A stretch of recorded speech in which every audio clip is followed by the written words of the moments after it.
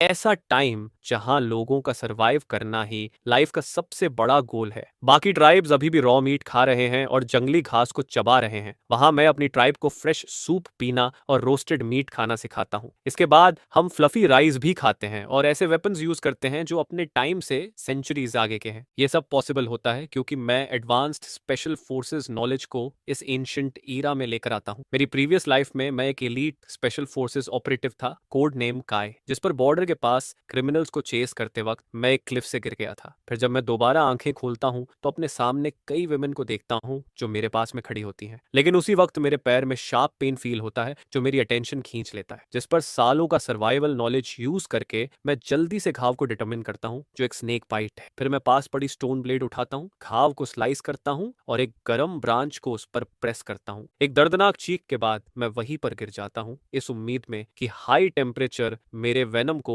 Destroy कर दे। इसके बाद सर्वाइवल के लिए पूरी रात फाइट करने के बाद मैं एक वुमन के हाथ से मीट का एक पीस लेता हूँ और उसे फिनिश करने के बाद इशारों में उससे एक और मांगता हूँ, जिस पर ऑब्वियस आंसर नो होता है। इस छोटी सी ट्राइब में सिर्फ लोग ही हैं और डेली फूड लिमिटेड रहता है। अब विंटर आने वाला है, इसलिए उन्हें खाना स्टॉक भी करना होता है। खाना पहले अडल्ट वर्कर्स के पास जाता है, जिस पर मुझे अपना खाना खुद ढूंढना पड़ता है। दिन ब दिन मौसम ठंडा होता जा रहा है और मुझे विंटर के लिए फूड स्टोर करने का कोई तरीका ढूंढना होता है। मुझे पता लगता है कि सबसे इजी मीट अभी फिश ही है। पास में ही फिश कलेक्ट करने की अपॉर्चुनिटी होती है, लेकिन ये ट्राइब फिश नहीं खाती, इसलिए उनके पास फिशिंग टूल्स ही नहीं होते। जिस पर मैं कुछ वाइन्स गैदर करता हूँ और फिश पकड़ने के लिए बास्केट बनाना शुरू करता हूँ। जल्द ही मैं केव एंट्रेंस पर वाइन्स का बड़ा बंडल लेकर लौटता हूँ और बास्केट क्राफ्ट करना शुरू करता हूँ। कई बच्चे आसपास इकट्ठे होकर क्यूरियोसिटी से मुझे देखते हैं। पास ही कुछ वुमेन धूप में घास सुखा रही होती हैं। तबीयत अचानक दूर से एक चीख हवा को चीरती है। चीफ थने और दो और लोग रन करते हुए आते हैं, हर एक के हाथ में मैसिव एक होता है। उसी टाइम एक टेरर बीक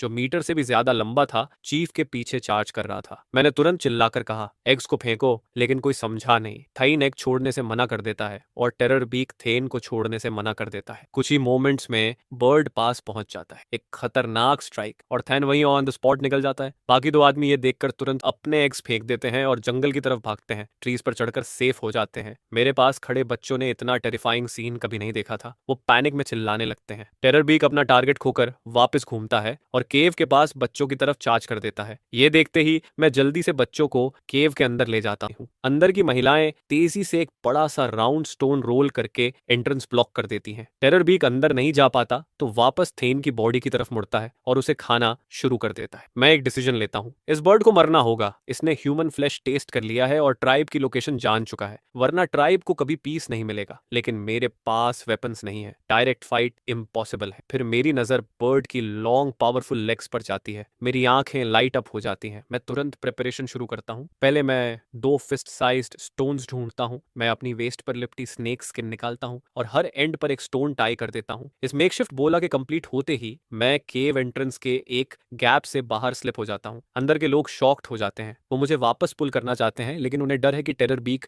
फिर अट्रैक्ट हो जाएगा। वो बस अंदर से एंग्जाइटी में देखते रह जाते हैं। मैं बुश में क्वाइटली छुपता हूँ, थोड़ा लो रह के आगे बढ़ता हूँ। मैं टेरर बीक से लगभग 5 से 600 मीटर्स दूर रुकता हूँ। बर्ड अभी भी अपना मील एंजॉय कर रहा था, अनअवेयर कि वो अब मेरा प्रे बन चुका है। मैं स्लोली खड़ा होता हूँ, स्नेक स्किन रोप के मिडिल को ग्रिप करके बोला को रैपिडली स्पिन करता हूँ। दोनों स्टोन्स बाहर जाते हैं और रोप को टाइट कर देते हैं। टेरर बीक मूवमेंट सेंस करता है, वो सिर उठाता है, स्क्रीम करता है और सीधा मेरी तरफ चार्ज कर देता है। वो क्लोजर और क्लोजर आता जाता है। केव एंट्रेंस पर महिलाएं और बच्चे टेरर में चिल्लाने लगते हैं, लेकिन मैं बिल्कुल स्टिल रहता हूँ। जैसे ही टेरर बीक 30 मीटर पर पहुंचता है मैं पोला फेंक देता हूँ। स्पिनिंग वेपन हवा में उड़ता है। जैसे ही वो बर्ड की लॉन्ग लेग्स को कॉन्टैक्ट करता है वो टाइट रैप हो जाता है। टेरर बीक जो पहले से 10 मीटर्स के अंदर था बैलेंस खो देता है और क्रैश डाउन हो जाता है। इसके छोटे विंग्स यूजलेसली फ्लैप करते हैं, वो स्टैंड नहीं कर पाता। केव ड्वेलर्स फ्रीज हो जाते हैं, डिसबिलीफ में उनके माउथ्स खुले रह जाते हैं। मैं तुरंत 2 बच्चों को कॉल करता हूँ कि बर्ड की नेक होल्ड डाउन करें। मैं एक बड़ा स्टोन उठाता हूँ और जोर से स्मैश कर देता हूँ। टेरर बीक के हेड से ब्लड स्प्रे हो जाता है, उसका बॉडी वायलेंट स्ट्रगल करना बंद करता है और फिर पूरी तरह स्टिल हो जाता है। दोनों बच्चे मुझे और वाली आंखों से देखते हैं। मैं स्नेक स्किन को बर्ड की लेग्स से अनटाई करता हूँ, उसे फिर से अपनी वेस्ट पर रैप कर लेता हूँ और दोनों बॉयज को सिग्नल करता हूँ कि मेरे साथ मिलकर टेरर बीक को केव तक ट्रैक करें। अब वो बॉयज पूरी तरह ओबीडियंट है, बिल्कुल डिवोटेड फॉलोअर्स की तरह। हम तीनों मिलकर उस मैसिव बर्ड को उसकी लेग्स पकड़कर केव की तरफ खींचते हैं। जब केव डिवेलर्स देखते हैं कि 3 लोग इतना इनॉर्मस स्किल लेकर आ रहे हैं तो वो अंदर नहीं रह पाते। वो एक्साइटेडली हाउल करते हैं, बोल्डर को साइड में पुश करते हैं और हेल्प करने बाहर भागते हैं। डिस्टेंस में वो 2 एडल्ट मैन जो ट्रीज पर चढ़े थे अब नीचे उतरते हैं। वो पूरा हंट देख लेते हैं। मैंने अकेले टेरर बीक को डाउन किया था। वो डीपली इंप्रेस्ड हो जाते हैं। ये पहली बार है जब उनकी ट्राइब ने इतना बड़ा प्ले कैप्चर किया है। केव पर वापस आकर मैं विमेन को बताता हूँ कि फेदर्स मेरे लिए सेव करें, बाकी वो हैंडल कर सकती हैं। डेंजर पास होने के बाद मैं अपना बास्केट वीव करना कंटिन्यू करता हूँ। लगभग 1 आवर बाद 2 वोवन बास्केट्स कंप्लीट हो जाते हैं। मैं उन्हें कुछ टेरर बियर्ड्स से फिल करता हूँ और स्ट्रीम की तरफ निकल पड़ता हूँ। एक वुमन मुझे अकेले स्ट्रीम जाते देख फॉलो करती है। उसे लगता है मैं केपेबल हूँ और वो मुझ पर नजर रखना चाहती है। जो 2 बॉयज अभी अभी मेरी लॉयल्टी प्लेज कर चुके थे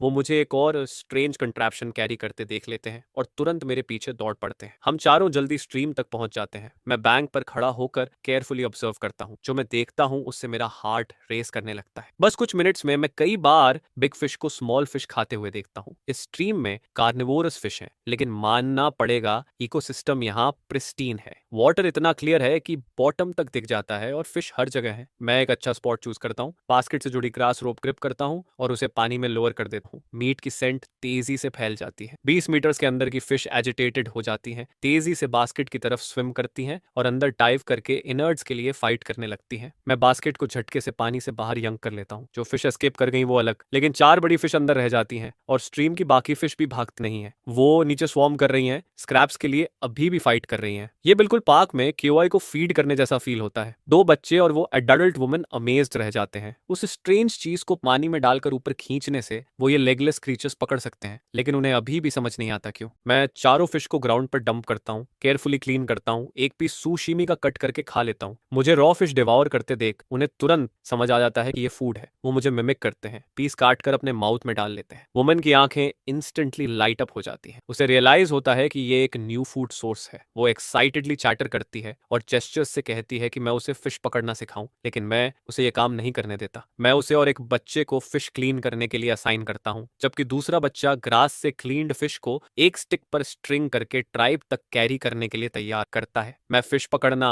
कंटिन्यू करता हूं। अब सारी फिश एक साथ गैदर हो रही हैं। मैं बस बैंक पर क्राउच करके बास्केट से स्कूप करता रहता हूं। ईच स्कूप के साथ अच्छा हॉल आता रहता है। हम चारों पूरा आफ्टरनून काम करते रहते हैं। एंड तक हम 200 से ज्यादा फिश पकड़ लेते हैं, जिसमें लार्जेस्ट करीब 10 पाउंड की होती है। 3 लोग इतना सारा वापस कैरी नहीं कर सकते, जिस पर हम एक चाइल्ड को और हेल्पर्स बुलाने भेजते हैं। फाइनली ग्रुप मिलकर ग्रैंड प्रोसेशन में अपनी कैच को केव की तरफ हॉल करता है। तब तक गैदरिंग और हंटिंग पार्टीज भी वापस आ चुकी होती हैं। प्रॉपर टूल्स न होने की वजह से एडल्ट्स सिर्फ स्मॉल गेम ही पकड़ पाते हैं, जैसे रैबिट्स, वाइल्ड चिकन्स और ऐसे ही। फिर चिल्ड्रन फिश उठाकर आते हैं, प्राउडली हाउलिंग करते हुए, और एडल्ट्स को अपनी कैच दिखाते हैं। चीफ की डेथ की वजह से एडल्ट्स का मूड डाउन था, लेकिन जब वे मेरा हॉल देखते हैं तो इंस्टेंटली चीयर अप हो जाते हैं। फेन की ट्रेजेडी जल्दी ही पीछे छूट जाती है। आज की हार्वेस्ट सॉर्ट करने के बाद सारे ट्राइब मेंबर्स केव के बाहर गैदर होते हैं। एंट्रेंस के सामने क्लियरिंग में लकड़ियों का बड़ा स्टैक लगाया जाता है। फेन का बॉडी उसके ऊपर रखा होता है। एक ओल्ड मैन जिसके हेड पर 2 रैम हॉर्न्स होते हैं फायर लाइट करता है। रोरिक फ्लेम्स जल्दी ही चीफ के बॉडी को कंज्यूम कर लेती हैं। फायर लाइट हर फेस पर डांस करती है। चिल्ड्रन रोस्टिंग मीट की स्मेल फील करते हैं और सलाइवा स्वॉलो करते रहते हैं। उन्हें कोई सैडनेस फील नहीं होती। एडल्ट्स अब न्यू फूड सोर्स मिलने से काम रहते हैं। इसी मौके पर मैं ट्राइब को ऑब्जर्व करता हूँ। ट्राइब में अभी टोटल 52 मेंबर्स होते हैं। 8 एडल्ट मैन, 15 एडल्ट वुमेन और बाकी अलग अलग एज के चिल्ड्रन होते हैं। जिस ओल्ड मैन ने फायर लाइट किया होता है वही ट्राइब का एल्डर है। ओल्डेस्ट होने की वजह से सब उसे ट्राइब का सबसे वाइज पर्सन मानते हैं। थॉ इसका शायद उसे सेकंड प्लेस से सेटल करना पड़े, क्योंकि मैं धीरे धीरे सबके हार्ट्स में उसकी जगह ले रहा हूँ। मैन ऐसा भी होता है जिसके 6 फिंगर्स होते हैं और वो वुडन क्लब यूज करना प्रेफर करता है। लाइकली इन ब्रीडिंग की वजह से वो थोड़ा सिंपल माइंडेड लगता है। 6 के पास ही फेदर होता है, जो फेदर नेकलेस पहनता है। वो क्लेवर दिखता है और 6 की तरह वुडन क्लब प्रेफर करता है। फेदर के पीछे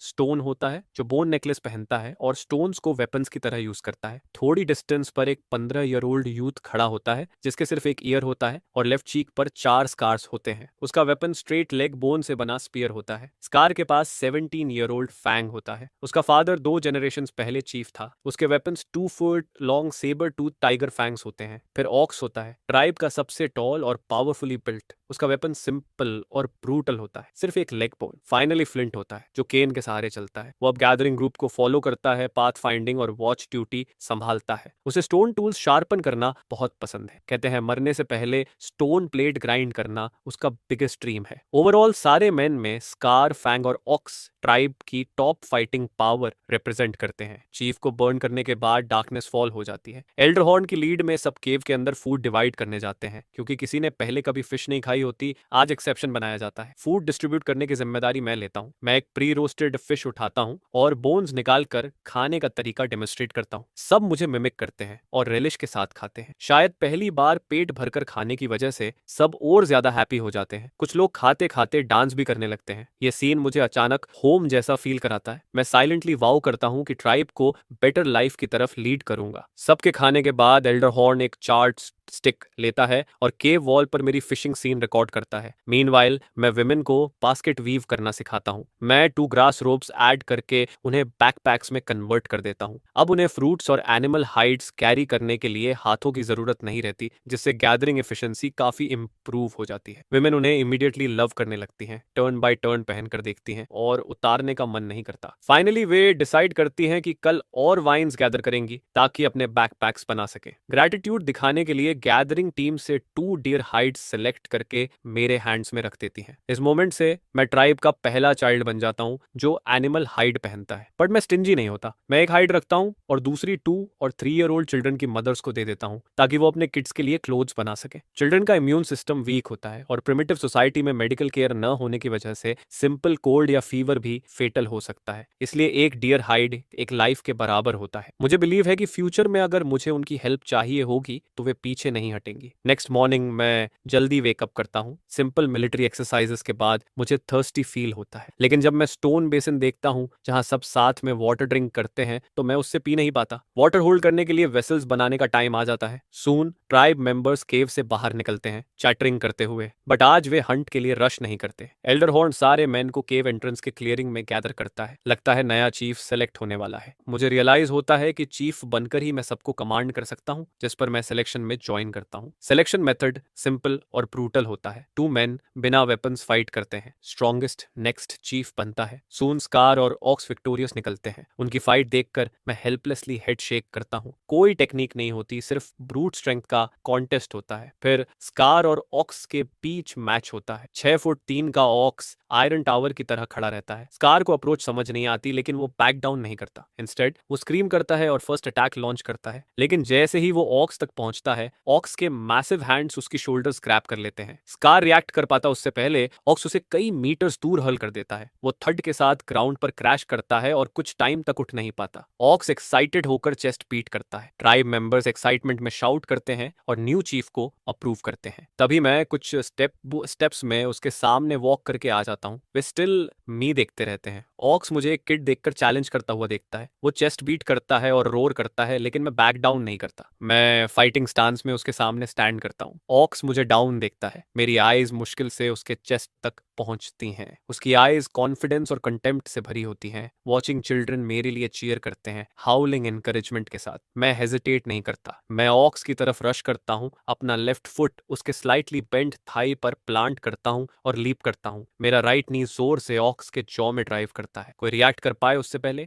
ऑक्स स्ट्रेट डाउन गिरता है, ग्राउंड पर रोल करता है और ग्रोन करता है। ट्राइब मेंबर्स इंस्टेंटली स्टन्ड रह जाते हैं। ऑक्स ट्राइब का स्ट्रॉन्गेस्ट वॉरियर होता है। इवन अगर वो हारता भी तो एक मूव में नहीं, और वो भी एक अंडर एज चाइल्ड से। एल्डर हॉर्न सडनली बहुत एक्साइटेड हो जाता है। एक बेसलेस बट पावरफुल फीलिंग उसके हार्ट में राइज करती है। अनाउंसमेंट करने से पहले ही ट्राइब मेंबर्स मुझे हाई लिफ्ट करके एयर में टॉस करने लगते हैं, न्यू चीफ के बर्थ को सेलिब्रेट करते हुए। जस्ट 2 डेज में मैं ट्राइब के लिए बहुत सारे मिरेकल्स लेकर आया होता हूँ। यही रिजल्ट सब चाहते थे। ऑक्स अब रिकवर कर चुका होता है और क्लियरली कन्विंस्ड नहीं होता। क्राउड की शॉक्ड क्राइज के बीच वो फिर से मेरी तरफ चार्ज करता है। ये देखकर मैं इमीडिएटली फ्लिप डाउन करता हूँ। जैसे ही ऑक्स रीच करता है, मैं उसकी 2 फिंगर्स ग्रैब करता हूँ और फोर्सफुली फॉरवर्ड यंक करता हूँ। फिर साइड स्टेप लेकर उसके पीछे सर्कल करता हूँ और उसके नी के बैक पर जोर से किक करता हूँ। ऑक्स फेस फर्स्ट ग्राउंड पर गिरता है। जितना वो स्ट्रगल करता है उतना पेन बढ़ता जाता है। लेस देन 2 मिनट्स में ऑक्स जैसा पावर हाउस भी मर्सी के लिए बेक करता है। टीयर्स और स्नॉट उसके फेस से फ्लो कर रहे होते हैं। फाइनली मैं सॉबिंग बिग गाय को रिलीज करता हूँ, अपने हैंड्स डस्ट ऑफ करता हूँ और केव के अंदर वॉक करता हूँ। क्राउड फिर इरप्ट करता है। चिल्ड्रन एक्साइटेडली सेलिब्रेट करते हैं पहली बार किसी अडल्ट को डिफीट करने पर। विमेन डिस्कस करती हैं कि वाइन्स कहाँ देखी थी और प्लान करती हैं कि टुनाइट मुझसे और बैकपैक्स वीव करना सीखेंगी। एल्डर हॉर्न कॉम्प्लेक्स एक्सप्रेशन के साथ केव को स्टेयर करता है, डीप थॉट में लॉस्ट। उसी मोमेंट मैं कंप्लीटली न्यू लुक में बाहर इमर्ज करता हूँ। मैं सिंपल डियर हाइट पहनता हूँ, मेरी jet black hair snake skin की स्ट्रिप से टाइट होती है। मैं क्लीन, शार्प और केपेबल दिखता हूँ। यह मेरा केयरफुली कंसिडर्ड न्यू स्टाइल होता है। कहते हैं ये अपीयरेंस एंशिएंट टाइम से चली आ रही है। अर्ली फार्मर्स अपने हेयर को बाइंड करना शुरू करते हैं क्योंकि लूज हेयर फील्ड वर्क में इनकन्वीनियंट होता है। यह एग्रीकल्चरल सिविलाइजेशन का एक इंपॉर्टेंट सिंबल बन जाता है। ट्राइब की स्टार स्ट्रक केजेस के बीच मैं क्राउड में वॉक करता हूँ और आज के टास्क असाइन करना शुरू करता हूँ। सबसे पहले मैं गैदरिंग टीम को रीऑर्गेनाइज करता हूँ। ट्राइब में अब 15 अडल्ट वुमेन होती हैं, उनमें से 6 प्रेग्नेंट होती हैं। रिमेनिंग 9 वुमेन प्लस फ्लिंट मिलाकर टोटल 10 लोग बनते हैं, लेकिन आज मैं सिर्फ 8 वीमेन को गैदरिंग के लिए भेजता हूँ। अब जब उनके पास बैकपैक्स हैं, उन्हें प्रोटेक्शन के लिए फ्लिंट की जरूरत नहीं रहती। ईच वुमन सेल्फ डिफेंस के लिए एक स्टिक कैरी कर सकती है। 6 प्रेग्नेंट वुमेन पीछे रुकती हैं, होम को वॉच करने और 2 और 3 ईयर ओल्ड बच्चों की केयर के लिए। ओल्डर चिल्ड्रन ग्रास गैदर करते हैं। रिमेनिंग वुमन 2 बॉयज को लेकर स्ट्रीम पर फिश कैच करने जाती है। अब हर किसी के पास काम होता है, लेकिन फ्लिंट को कोई असाइनमेंट नहीं मिला होता। वह थोड़ा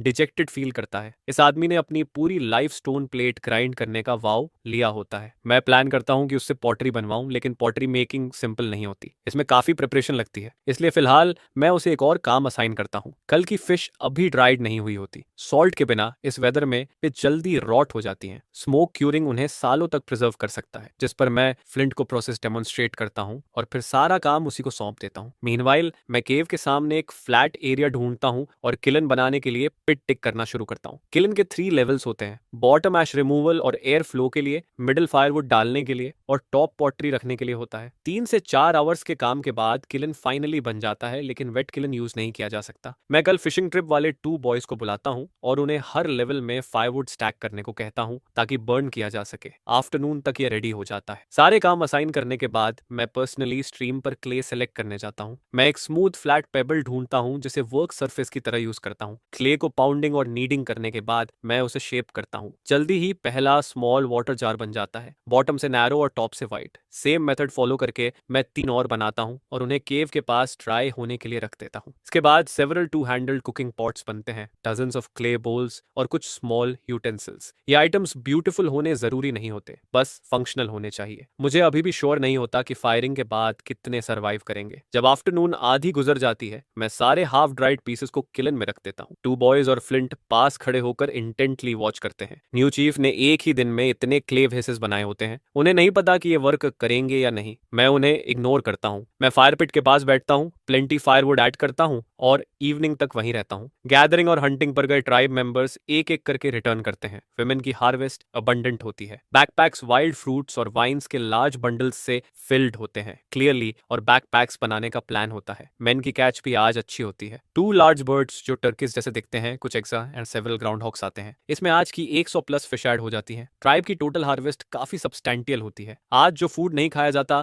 वह स्टोर किया जा सकता है। प्रेग्नेंट वुमेन जो सून गिव बर्थ करने वाली होती हैं, उनके लिए प्लेंटी फूड होगा। जब क्ले बोल्स वाइट टर्न करने लगते हैं, मैं फायरवुड डालना बंद कर देता हूँ। फायर को नेचुरली डाई और ओवरनाइट कूल होने देता हूँ। टुमारो मॉर्निंग किल ओपन किया जा सकता है। पूरे दिन की लेबर के बाद ट्राइब मेंबर्स एग्जॉस्टेड होते हैं, लेकिन कैंप फायर के अराउंड गैदर होने पर हर फेस पर हैप्पी स्माइल होती है। No more hunger. सबसे इंपॉर्टेंट, मैंने 2 लार्ज बर्ड्स को क्ले बेक्ड चिकन में कन्वर्ट कर दिया होता है। उन्होंने कभी इतना डिलिशियस फूड टेस्ट नहीं किया होता, बट मुझे एपेटाइट फील नहीं होती। फूड में बस थोड़ा सा कोर्स सॉल्ट होता है जो बेरली टेस्ट होता है। सॉल्ट अभी बहुत प्रेशियस होता है। कहते हैं ये किसी दूसरी ट्राइब से ट्रेड होकर आया है। मैं माइंड में कैलकुलेशन करता रहता हूँ, क्या मैं पॉटरी ट्रेड करके ज्यादा सॉल्ट ला सकता हूँ। सबके खाने के बाद विमेन केव के अंदर बास्केट्स वीव करने लौट जाती हैं। उन्हें रियलाइज हो चुका होता है कि बैकपैक्स ट्रूली यूजफुल हैं। टुडे गैदरिंग टीम में कम लोग होने के बावजूद उन्होंने पहले से ज्यादा कलेक्ट किया होता है। मैं सारे एनिमल हाइड्स डिस्ट्रीब्यूट करता हूँ। अब कई चिल्ड्रन ब्लैंकेट्स के नीचे टुगेदर हडल कर सकते हैं। नेक्स्ट मॉर्निंग मैं इमीडिएटली पॉटरी फायरिंग के रिजल्ट्स चेक करता हूँ। फ्लिंट एल्डर हॉर्न के साथ दौड़ता हुआ आता है, नर्वसली चैटर करते हुए। मैं खुद भी एक्सट्रीमली नर्वस होता हूँ। मेरी सॉल्ट ट्रेडिंग प्लान और मीट सूप का ड्रीम सब इसी पर डिपेंड करता है। गोल्डन एग तोड़ने जैसी एंटिसिपेशन के साथ मैं किलन की डर्ट कवर हटाता हूँ और अंदर पीयर करता हूँ। सारे clay bowls vibrant terracotta red होते हैं और अनएक्सपेक्टेडली स्मूथ दिखते हैं। यह देखकर फ्लिंट एक बोल उठा लेता है और एक्साइटेडली उस पर हाथ फेरता है। फिर वह स्टंबल करता हुआ केव की तरफ भागता है। मोमेंट्स बाद वह वाटर से भरा बोल लेकर वापस आता है, जॉय में हाउलिंग करता हुआ, और ट्राइब को प्राउडली ये ब्यूटीफुल वाटर होल्डिंग वेसल दिखाता है। मैं स्माइल करता हूँ और पॉटरी निकालना कंटिन्यू करता हूँ। 4 कुकिंग पॉट्स और 4 स्मॉल वाटर जार्स परफेक्टली निकलते हैं। स्मूथ सर्फेसेस होती हैं बिना किसी क्रैक के। 8 स्पून्स में से सिर्फ 2 सर्वाइव करते हैं, बाकी मेल्ट होकर आपस में स्टिक हो जाते हैं। 20+ क्ले बोल्स में से सिर्फ 12 यूजेबल होती हैं। Piece after piece terracotta pottery kiln से बाहर आती है। ट्राइब मेंबर्स सिर्फ शॉक और एक्साइटमेंट फील करते हैं। फैंग और ऑक्स फास्टेस्ट मूव करते हैं। दोनों एक एक जार उठाते हैं और स्ट्रीम की तरफ रन करते हैं। सून वे वाटर से भरे जार्स लेकर रिटर्न करते हैं। एल्डर हॉर्न एक्साइटेड होता है लेकिन कंपोजर मेंटेन करता है। वह जेस्चर करके मुझसे पूछता है कि यह सब कैसे हुआ। आंसर देने से पहले ही कल के 2 हेल्पर्स ईगरली एक्सप्लेन करने लगते हैं, लेकिन मेरी मेन कंसर्न सॉल्ट ट्रेड को लेकर होती है। मैं ये क्वेश्चन एल्डर हॉर्न के सामने रखता हूँ। अनएक्सपेक्टेडली एल्डर हॉर्न मुझे ऐसे देखता है जैसे मैं कोई वेस्टफुल चाइल्ड हूँ। वह पॉटरी पीसेस की तरफ पॉइंट करता है, फिर ट्राइब के एडल्ट्स और चिल्ड्रन की तरफ, और उनकी लैंग्वेज में एक्सप्लेन करता है कि ये चीजें कितनी प्रेशियस है। जब मैं फाइनली समझता हूँ, मैं कंप्लीटली शॉक्ड होता हूँ। इवन एक सिंगल बोल ऑलमोस्ट अडल्ट बॉय या 2 गर्ल्स के बदले ट्रेड हो सकती है। वाटर जार्स और कुकिंग पॉट्स तो और भी ज्यादा वैल्यूबल होते हैं। डिफरेंट ट्राइब्स के बीच water holding vessels extremely rare होती हैं। Lifetime stone plate grind करना नॉर्मल माना जाता है। मोर वेसल्स पाने के लिए कुछ ट्राइब्स बिना हेजिटेशन लोगों को ट्रेड कर देते हैं। वे सोचते हैं ज्यादा पीपल यूजलेस हैं और सिर्फ फूड कंज्यूम करते हैं, बट मैं बिलीव करता हूँ कि ज्यादा पीपल ज्यादा फूड ला सकते हैं और ट्राइब की फाइटिंग स्ट्रेंथ इंक्रीज कर सकते हैं। न्यू मेंबर्स ट्राइब में फ्रेश ब्लड लाते हैं। यह सोचकर मैं इमीडिएटली ट्रेडिंग मिशन असाइन करता हूँ। एल्डर हॉर्न और हंटिंग पार्टी के 7 मेंबर्स सेट आउट करते हैं। 1 वाटर जार, 1 कुकिंग पॉट और 3 क्ले बोल्स ट्रेड के लिए दिए जाते हैं। वाटर जार के बदले 2 एडल्ट वुमेन, कुकिंग पॉट के बदले 2 almost adult boys, 3 clay bowls precious salt crystals के बदले जो माउंटेन रॉक से कलेक्ट होती हैं। अगर सॉल्ट न मिले तो बोल्स गर्ल्स के बदले ट्रेड की जाए। इंस्ट्रक्शंस देने के बाद ग्रुप इमीडिएटली डिपार्ट करता है। मैं बाकी ट्राइब मेंबर्स को टास्क्स असाइन करना कंटिन्यू करता हूँ। ट्रेड वेस्ट की ट्राइब से होता है, माउंटेन और वैली क्रॉस करके। ग्रुप जल्दी डेस्टिनेशन रीच करता है। यह ट्राइब रिवर स्टोन ट्राइब से थोड़ी बड़ी होती है, करीब 80 से 90 पीपल। दोनों ट्राइब्स पहले भी ट्रेड कर चुकी होती हैं। एल्डर हॉर्न की ग्रुप को गुड्स के साथ आते देख दूसरी ट्राइब का चीफ पॉल्ट कैप ग्रीट करने बाहर आता है। शॉर्ट कॉन्वर्सेशन के बाद एल्डर हॉर्न बैकपैक से क्ले बोल निकालकर उसे देता है। सॉल्ट के बदले ट्रेड करने को कहा जाता है। बॉल्ट कैप की आईज इंस्टेंटली लाइट अप हो जाती हैं। क्ले बोल अंदर बाहर से स्मूथ होती है और स्टोन बेसिन से काफी लाइटर होती है। वह तुरंत 2 ट्राइब मेंबर्स को small bag of white crystals लाने भेजता है और एल्डर हॉर्न को देता है, बट एल्डर हॉर्न बैग को देखता है और हेड शेक करता है। हमें ज्यादा चाहिए और इस बार हम 2 एडल्ट वुमेन भी ट्रेड करना चाहते हैं। फिर वह ऑक्स को वाटर जार निकालने का सिग्नल देता है। बॉल्ट कैप स्टन रह जाता है। यह स्टोन बेसिन ह्यूज होती है, इसमें बहुत ज्यादा वाटर स्टोर हो सकता है, बट नेक्स्ट मोमेंट वह हेजिटेट करता है। ट्रेडिंग के लिए 2 औरतों को इतना बड़ा स्टोन बेसिन देकर लेना एक अच्छा डील लगता है, लेकिन अभी ऑटम का टाइम चल रहा होता है जो फूड कलेक्ट करने का सीजन माना जाता है, जिस पर एक इंसान कम होने का मतलब होता है कम हार्वेस्ट। इस बात पर थोड़ा सोचा जाता है, लेकिन आखिर में वो हल्की स्माइल के साथ एग्री कर जाता है, क्योंकि एक इंसान कम होने से कंजम्पशन भी कम होता है और यह उसे एक स्मार्ट डील फील होता है। इसके बाद 2 दुबली पतली औरतों को सामने लाया जाता है जो एडल्ट सिस्टर्स होती हैं। बड़ी बहन अपनी गोद में करीब 4 साल का छोटा बच्चा पकड़े रहती है। बच्चे की आंखें बंद होती हैं और उसका शरीर बिल्कुल शांत रहता है, जो देखकर साफ लगता है कि वो ठीक नहीं है। फिर कहा जाता है कि इन दोनों लोगों के बदले बड़ा स्टोन बेसिन मिलेगा और बच्चे को साथ में दे दिया जाएगा। यह सुनकर बाल्ट कैप हल्के से हाथ हिलाता है, जैसे जल्दी में उन्हें आगे बढ़ने का इशारा कर रहा हो, जिस पर एल्डर हॉर्न उन दोनों कमजोर औरतों को देखता है लेकिन कुछ नहीं कहता। इसके बाद वो स्टोन से कहता है कि बैकपैक से कुकिंग पॉट और बाकी क्ले बोल्स निकालो। फिर वो बोलता है कि अगर चाहिए तो ट्रेड कर सकते हो। चीफ बॉल्ट कैप पहले ही बड़ा जार ले चुका होता है। अब जब वो छोटा वाला देखता है तो उसे पसंद तो आता है, लेकिन वो इशारे से मना कर देता है। ये देखकर एल्डर हॉर्न को मेरे सुबह दिए गए इंस्ट्रक्शंस याद आते हैं, जिस पर वो वहीं पर डेमोन्स्ट्रेशन शुरू करता है। वो क्ले पॉट में मीट सूप बनाना शुरू करता है। थोड़ी ही देर में पॉट से एक अच्छी खुशबू फैलने लगती है, जिसे फील करते ही बाकी ट्राइब मेंबर्स का ध्यान उधर चला जाता है। उन्हें समझ आता है कि मीट इस तरह भी खाया जा सकता है, जिस पर चीफ बॉल्ट कैप जल्दी से एल्डर हॉर्न के हाथ से क्ले बोल लेता है। बोल में सूप और मीट के टुकड़े होते हैं। वो थोड़ा हेजिटेट करते हुए एक सिप लेता है और उसी पल उसका रिएक्शन बदल जाता है। सूप का टेस्ट उसे काफी अच्छा लगता है। ऊपर हल्की ऑयल की लेयर होती है और मीट सॉफ्ट और जूसी होता है, जिसे खाते ही उसका पूरा बॉडी अच्छा फील करता है। इसके बाद उसके मन में साफ हो जाता है कि ट्रेड करना सही रहेगा। अब बॉल्ड कैप ज्यादा ओपन हो जाता है। वो लोगों को सौंप देता है और अपने लोगों से नमक से भरा एक पैक मंगवाता है, जो ऑक्स का पूरा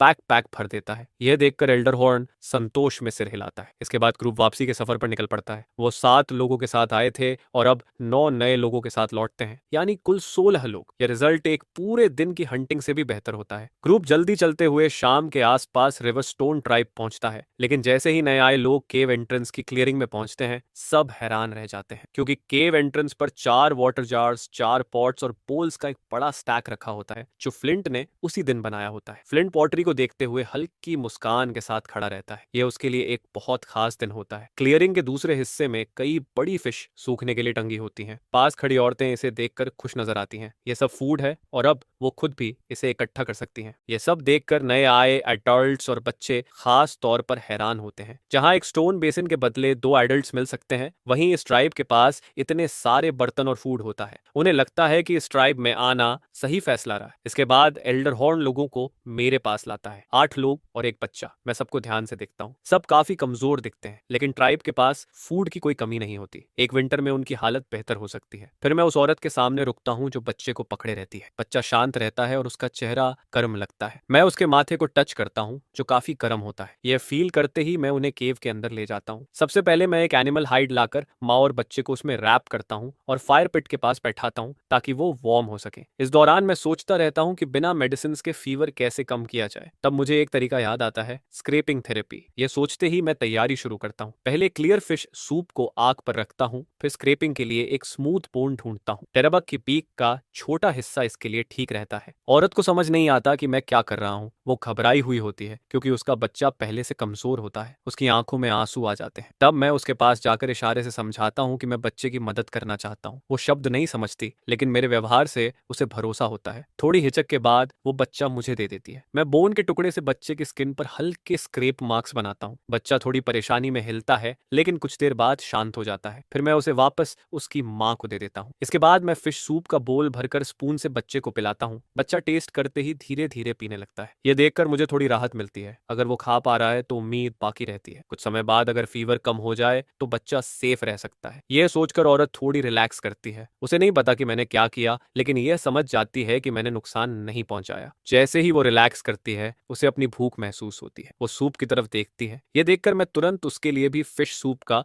बोल निकाल देता हूँ। फिर मैं बच्चे को एनिमल हाइड में अच्छे से लपेटकर कुछ देर खुद संभालता हूँ। इस वक्त मेरे दिमाग में कई चिंताएं चलती हैं। यहाँ एक मामूली बीमारी भी खतरा बन सकती है। खाने की प्रॉब्लम तो अभी के लिए सॉल्व हो जाती है, लेकिन कपड़ों का सवाल अभी बाकी रहता है। ज्यादा हाइड्स इकट्ठा करने के लिए बड़े जानवर हंट करने पड़ेंगे, लेकिन अभी के वेपन्स उसके लिए सही नहीं है। आगे के हंट्स में मुझे खुद जाना होगा और बेटर वेपन्स के लिए मटेरियल ढूंढना होगा। कम से कम ट्रैप्स बनाना जरूरी होगा। मैं मन ही मन तय करता हूँ कि विंटर आने से पहले सबके पास कपड़े होंगे। सबके खाने के बाद बच्चा पसीने में भीगा हुआ जागता है। मैं उसे वापस उसकी माँ को दे देता हूँ। फिर मैं उसके बालों को बांधकर एक सिंपल सा टॉप नॉट बनाता हूँ और उसे एक नाम देता हूँ, स्प्राउट। ये देखकर औरत बहुत खुश होती है। नया ट्राइब चीफ न सिर्फ उसके बच्चे की मदद करता है, बल्कि उसे बाकी लोगों जैसा मानता है। इससे साफ होता है कि उन्हें एक्सेप्ट कर लिया गया है। इसके बाद मैं अपना इक्विपमेंट बनाना शुरू करता हूँ। मैं एक सीधी लकड़ी चुनता हूँ और टेरेक की लेग बोन से बना स्पीयर पॉइंट उसके सिरे पर लगाता हूँ। इस तरह एक सिंपल बोन स्पीयर तैयार होता है। फिर मैं टेराबीक की बीक के कुछ टुकड़े लेकर उन्हें ग्राइंड करता हूँ और एक छोटा नाइफ बनाता हूँ। बाकी मटेरियल मैं फ्लिंट को दे देता हूँ, ताकि वो भी अपना वेपन बना सके। फिलहाल इक्विपमेंट बस यही 2 चीजें होती हैं। अगली सुबह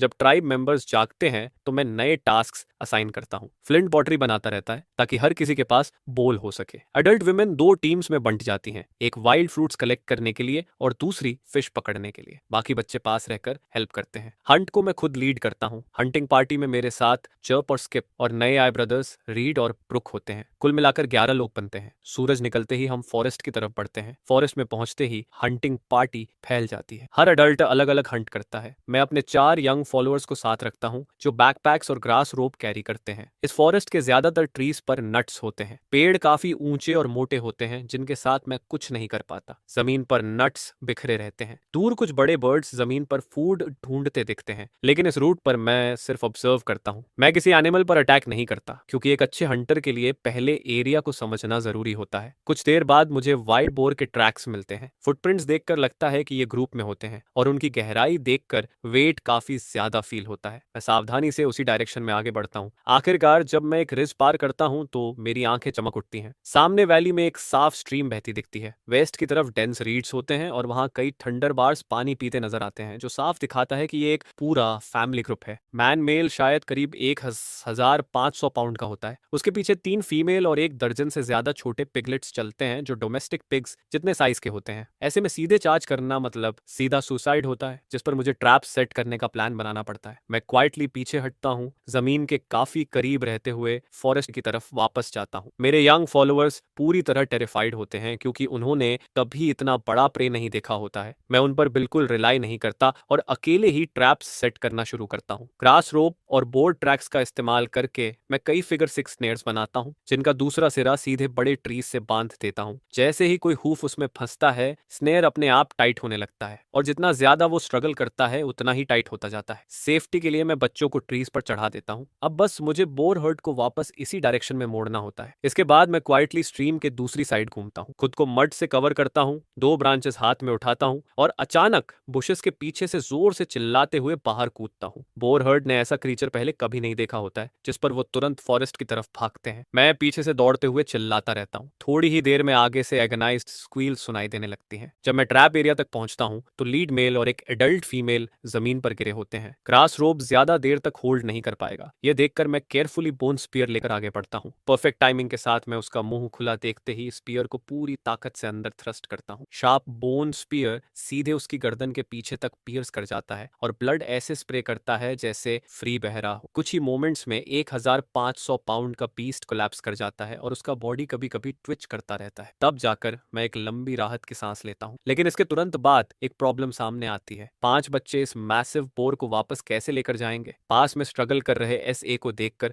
मेरी आंखें अचानक चमक उठती हैं। सबसे पहले मैं एसए को ग्रास रोप से एक ट्री के साथ सिक्योर करता हूँ, फिर बाइटिंग रोकने के लिए उसका मुंह बांध देता हूँ। इसके बाद मैं 2 रोप्स उसके दोनों फ्रंट लेग से बांधता हूँ। आखिर में मेल बार की रोप को एसए के बॉडी से टाई कर देता हूँ। सब कुछ रेडी होने के बाद मैं एसए के स्नाउट को खींचते हुए आगे बढ़ता हूँ। चर्प और स्किप दोनों एसए के एक एक फ्रंट लेग पकड़कर साइड से चलते हैं। रीड और ब्रुक पीछे सिक्योरिटी के लिए स्टिक्स लेकर चलते हैं। हम डेंस फॉरेस्ट के अंदर चलते रहते हैं और आखिर में डिस्टेंस में ट्राइब की केव दिखने लगती है। बाहर ब्रश साफ कर रहा एक यंग ट्राइब मेंबर हमें सबसे पहले देख लेता है और जोर से आवाज लगाता है जिससे पूरी ट्राइब अलर्ट हो जाती है। जल्दी ही सब लोग बाहर निकल आते हैं, लेकिन कोई भी पास आने की हिम्मत नहीं करता क्योंकि उन्होंने इतना बड़ा प्रे पहले कभी नहीं देखा होता है। मैं फ्लिंट को बुलाता हूँ और उसे वाटर जार और सॉल्ट रेडी करने को कहता हूँ। फ्लिंट जार लाता है जिस पर मैं जमीन में एक पिट खोदता हूँ और जार को उसमें रख देता हूँ ताकि उसका माउथ थोड़ा सा ग्राउंड के ऊपर रहे। इसके बाद सब लोग एसए को जार के पास पकड़ते हैं। मैं अपना नाइफ उसकी गर्दन में प्लंज करता हूँ। ब्लड बिना वेस्ट हुए सीधे जार में फ्लो करता है और थोड़ी ही देर में जार ब्रिम तक भर जाता है। फिर मैं उसमें सॉल्ट वाटर डालकर अच्छे से स्टर करता हूँ। कुछ समय में यह रात के सूप के लिए टेस्टी ब्लड पुडिंग बन जाएगा।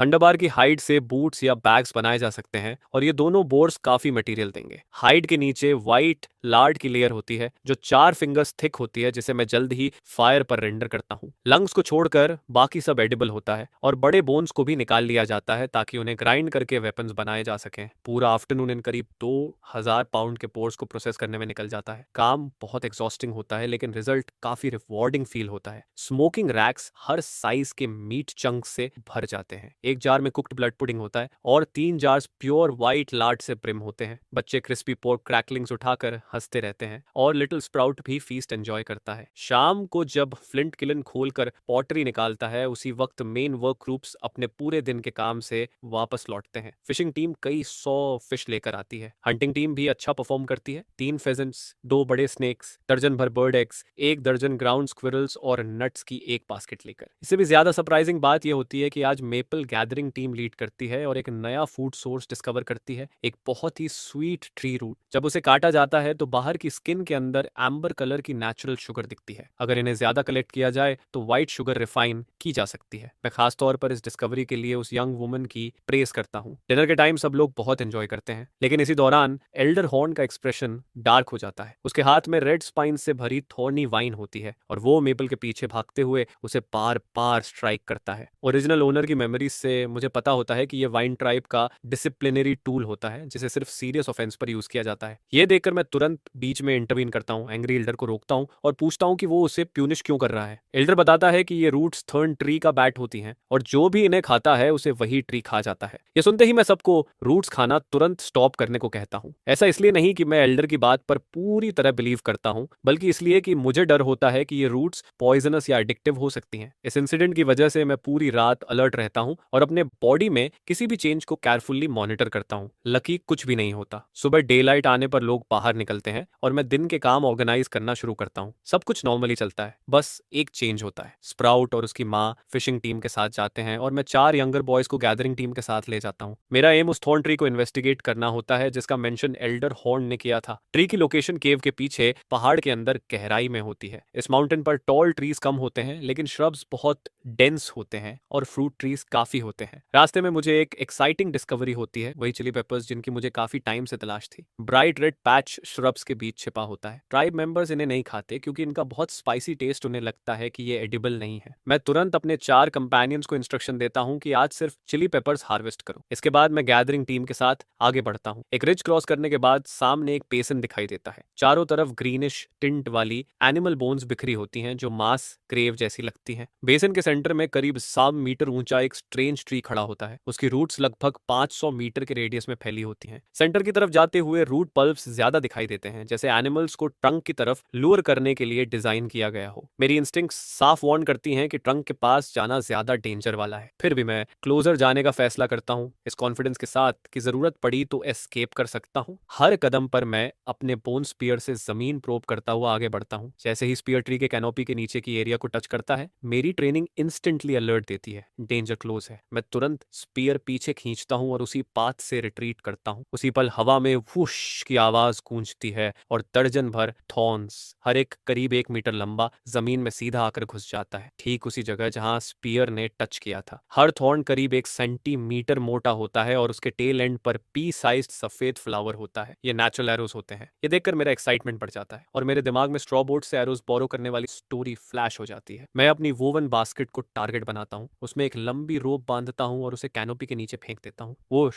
वोश वोश, और तुरंत दर्जन भर थॉर्न्स बास्केट में एम्बेड हो जाते हैं। इस प्रोसेस को रिपीट करके मैं जल्दी ही डेविल थॉर्न्स के 2 बड़े बंडल्स कलेक्ट कर लेता हूँ। जाने से पहले मैं औरतों को इंस्ट्रक्ट करता हूँ कि रूट्स एडिबल हैं, लेकिन सिर्फ आउटर एरिया से ही कलेक्ट करनी है। वापसी के रास्ते में मैं फॉरेस्ट से थॉर्न ट्री के करीब 100 सैपलिंग्स कलेक्ट करता हूँ। ये सैपलिंग्स करीब 3 सेंटीमीटर मोटी और बिल्कुल स्ट्रेट होती हैं, जो स्पीयर्स के लिए परफेक्ट मटेरियल बनती हैं। मैं अपने 4 कंपेनियंस को चिली पेपर्स से बुलाता हूँ और हम पांचों मिलकर ये सैपलिंग्स उठाकर ट्राइब वापस आते हैं। ट्राइब पहुंचते ही बच्चे क्यूरियस होकर मेरे आसपास इकट्ठा हो जाते हैं और जो मैं लाया हूं उसे देखते हैं, लेकिन प्रेग्नेंट वुमेन की नजर में ये सारी चीजें फिलहाल यूजलेस लगती हैं। पेपर्स एडिबल नहीं होते और स्टिक्स भी इतनी मोटी नहीं होती कि किसी प्रे को मार सके, लेकिन फिर भी इससे मेरा एंथुजियाज्म बिल्कुल भी कम नहीं होता। बचे हुए टाइम में मैं पूरा फोकस अपने इक्विपमेंट अपग्रेड करने में लगाता हूँ। पील्ड डेविल थॉर्न्स की टेक्सचर काफी फाइन और हार्ड होती है और उनका डायमीटर सिगरेट जैसा होता है। अगर इन्हें एरोज में बनाया जाए तो ये हेवी एरोज बनते हैं। इससे रेंज थोड़ी अफेक्ट होती है, लेकिन इनकी पेनिट्रेटिंग पावर काफी फॉर्मिडेबल फील होती है। 3 मिलीमीटर थिक सप्लिंग्स अपनी हार्डवुड की वजह से सीधे यूज नहीं हो सकते, इसलिए उनकी सरफेस को पहले कार्बनाइज करना पड़ता है और फिर शार्प पॉइंट में शेप देना पड़ता है। ऐसा करने के बाद ये हंटिंग के लिए डेफिनेटली अच्छे से काम करते हैं। नेचुरली स्पीयर टिप्स शार्पन करने का काम चारों यंगर बॉयज को दिया जाता है। धीरे धीरे ट्राइब का हर मेंबर इन नए व्हाइट शाफ्ट स्पीयर से इक्विप्ड होने लगता है। अब बस एक चीज मिसिंग रहती है, बो। करंट कंडीशन में सिर्फ लॉन्ग बो बनाना पॉसिबल होता है, भले ही वो थोड़ा कमर्शियल हो, लेकिन उसकी पावर फिर भी फॉर्मेबल रहती है। लॉन्ग बो बनाने के लिए फर वुड की जरूरत होती है। जिस फॉरेस्ट में हमने कल वाइल्ड बोर पकड़ा था, वहां कुछ फर ट्रीज मौजूद होते हैं, बस मुझे सही साइज के पीसेस ढूंढने होते हैं। लेकिन सच में जो चीज मुझे सबसे ज्यादा वैल्यूएबल लगती है वो है बोर हंट के दौरान डिस्कवर हुआ एलो। एलो के फाइबर्स और लीव्स रोप्स बनाने के लिए एक्सीलेंट मटेरियल होते हैं और इन्हें वीव करके कपड़े भी बनाए जा सकते हैं। भले ही ये रेमी जितने अच्छे ना हो, लेकिन एनिमल हाइड से कहीं बेहतर और काफी ड्यूरेबल होते हैं। सबसे इंपॉर्टेंट बात यह होती है कि एलो लीव्स का जूस वुंड्स को ट्रीट कर सकता है। इसमें एंटी इन्फ्लेमेटरी और डिटॉक्सिफाइंग प्रॉपर्टीज होती हैं। साथ ही ये हीट क्लियर करने और फीवर रिड्यूस करने में भी मदद करता है। ये सब सोचकर मैं डिसाइड करता हूँ कि नेक्स्ट ईयर से लार्ज स्केल एलो कल्टीवेशन शुरू की जाएगी। तब तक ट्राइब मेंबर्स के पास पहनने के लिए कपड़े होंगे और हंटिंग इंजरीज से होने वाली इन्फेक्शंस और डेथ्स भी काफी कम हो जाएंगी। अगले दिन मैं उसी फॉरेस्ट में पहुंचता हूं जहां वाइल्ड बोर पकड़ा गया था। मेरी किस्मत अच्छी होती है कि मुझे 2 फर ट्रीज मिल जाते हैं जो किसी जानवर द्वारा गिराए गए होते हैं और पहले से एयर ड्राइड होते हैं। ये बो बनाने के लिए परफेक्ट होते हैं। पूरा एक दिन स्टोन एक्सेस और स्टोन नाइव्स प्रिपेयर करने में निकल जाता है। फिर चॉपिंग और कार्विंग के बाद आखिरकार एक 5 फुट लंबा बो शेप लेना शुरू करता है। इसके बाद एक और पूरा दिन केयरफुल एडजस्टिंग और पॉलिशिंग में लगता है। तब जाकर बो कंप्लीट होता है। बो स्ट्रिंग सिजल फाइबर्स को ट्विस्ट करके बनाई जाती है। सारे एरोज रेडीमेड डेविल थॉर्न से बनते हैं और फ्लेचिंग के लिए टेरर बी के ब्लू ग्रीन फेदर्स यूज किए जाते हैं। मैं एक ही बार में 200 से ज्यादा एरोज बना लेता हूँ। 2 दिन बाद मैं क्लियरिंग में ट्राइब के सभी मेंबर्स को गैदर करता हूँ। 30 मीटर दूर ग्रास का एक टारगेट खड़ा होता है जिस पर आज पकड़े गए कई ग्राउंड स्क्विरल्स लटके होते हैं। सबसे पहले मैं थ्रोइंग स्पीयर का डेमोन्स्ट्रेशन देता हूँ और 30 मीटर से टारगेट को पियर्स करता हूँ। इसके बाद क्लोज रेंज स्पीयर कॉम्बैट दिखाता हूँ। ट्राइब मेंबर्स इसे बड़ी एक्साइटमेंट के साथ देखते हैं। अब उन्हें रियलाइज होता है कि पिछले कुछ दिनों से बहुत छोटे बच्चों को छोड़कर मैं लगातार वेपन्स बना रहा था। इसके बाद मैं हर ट्राइब मेंबर को एक स्पीयर डिस्ट्रीब्यूट करता हूँ। हंटिंग टीम के मेंबर्स को 3 स्पीयर्स मिलते हैं, 2 थ्रोइंग के लिए और एक क्लोज कॉम्बैट के लिए। एडोलेसेंस बच्चों को रोज स्पीयर थ्रोइंग प्रैक्टिस करनी होती है, ग्रास क्लियरिंग और खेलने के साथ साथ। व्हाइट शार्प स्पीयर्स देखने में काफी इंप्रेसिव लगते हैं। ट्राइब मेंबर्स इन नए वेपन्स को बहुत चेरिश करते हैं। स्टोन्स फेंकने के अलावा यही उनका एकमात्र रेंज्ड अटैक ऑप्शन होता है। इसके बाद मैं बो और एरोज का डेमोन्स्ट्रेशन देता हूँ। करीब 100 पेसेस की दूरी से मैं लगातार 5 एरोज शूट करता हूँ और सारे एरोज ग्राउंड स्क्विरल्स को हिट करते हैं। यह देखकर सब लोग अमेज रह जाते हैं और आगे बढ़कर वेपन को छूना चाहते हैं, लेकिन मैं सिर्फ डेमोन्स्ट्रेशन तक ही रुकता हूँ। बो बनाना बहुत मुश्किल होता है, इसलिए अभी इसे प्रमोट करने का कोई प्लान नहीं होता। स्पीयर सक्सेसफुली प्रमोट करने के बाद मैं बूट्स बनाना शुरू करता हूँ। तो ब्लैक बोर हाइड्स कई राउंड्स ऑफ टैनिंग के बाद बेहद स्ट्रॉन्ग और फ्लेक्सिबल बन जाती है ताकि हर किसी को बूट्स मिल सकें। सिर्फ मेरे बूट्स पूरे बोर हाइड से बनाए जाते हैं। बाकी ट्राइब मेंबर्स के बूट्स में बोर हाइड सोल्स होती हैं और अपर्स छोटे जानवरों की फर से सिले जाते हैं। स्प्राउट के बूट्स मैं खुद बनाता हूँ। बूट्स की शाफ्ट घुटनों तक जाती है और अंदर सॉफ्ट फरी एनिमल हेयर भरी होती है जिससे वो बहुत वार्म रहते हैं। छोटा सा स्प्राउट इन्हें पहनकर रोज सबको दिखाता रहता है। इस सारे काम के बाद ट्राइब के पास मौजूद छोटे हाइड पीसेस पूरी तरह खत्म हो जाते हैं। वेदर ठंडा होता जा रहा होता है और एनिमल हाइड्स की जरूरत अर्जेंट बन जाती है। अब जब पॉटर काफी हो चुकी होती है, मैं फ्लिंट को नया टास्क देता हूँ, ब्रिक्स बनाना। जब इनफ ब्रिक्स हो जाएंगे तब हम बड़ा किल्न बना सकते हैं या वॉल्स और हाउसेस भी बना सकते हैं। यंग कंपेनियंस को दिया गया ग्रास क्लियरिंग का काम लगभग कंप्लीट हो चुका होता है। केव के बाहर दर्जनों एकर्स का एरिया पूरी तरह साफ हो चुका होता है। हाउस बिल्डिंग हो या फार्मिंग,